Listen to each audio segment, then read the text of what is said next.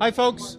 I'm Mike Dobbs with Reminder Publishing, and we're here with State Senator Adam Gomez at Sheriff Cochise 2021 picnic. Adam, we're going back to the legislature, new session. What's happening? What should we know about?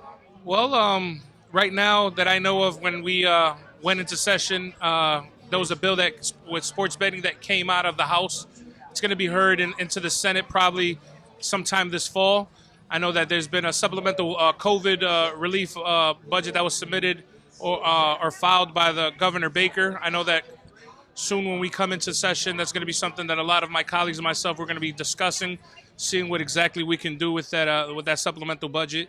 And then also there's a lot of in my committee, children and families. I know that we're going to be dealing with a lot of reforms coming forth when it comes to DYS, DCF, and some of those conversations. But for the most part, it's been more on the relief side, just making sure that if we can, with this Delta variant, try to open the State House again. I am on part of the reopening committee on the Senate side, the 4 senators led by Leader Cream.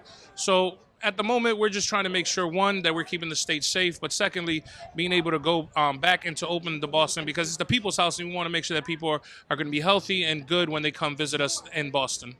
So you and State Rep Orlando Ramos collaborated on a bill for sports betting to try to open it up a little bit and to prevent what happened with cannabis legislation about opening it up so that more than simply 3 casinos could possibly get a piece of the sports betting pie. How's that going? How was that received? So I think we had a lot of co-sponsors on the Senate side and on the House side.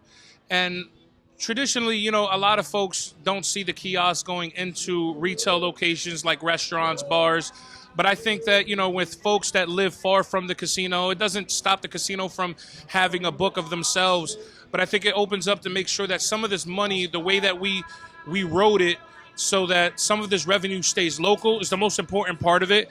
And also giving people access to a new revenue stream and something that it's not going to be monopolized just by the casinos. I think it's very important that we avoid what happened to the cannabis industry because this could be a growth industry and and something that could help independent business people. I look at it as a time that we can revolutionize actually how we're going to look at, different businesses being able to be a part of this new renaissance, this new economic boom post-COVID. During cannabis, I was one of the ones that wrote the zoning ordinance for Springfield when I was on the council. And what we wanted to do was to make sure that there's DEI language, diversity, inclusion, equity, inclusion language, and a lot of this legislation to make sure all business owners have a fair shot on making a little bit of money to be able to feed their families or to be able to, stabilize their revenues. Excellent. Adam, thanks so much for stopping by. I appreciate it. Mike, thank you for all the work that you do, and happy to see you here at the Sheriff's Clam Bake. See you guys next year. All right. Take care.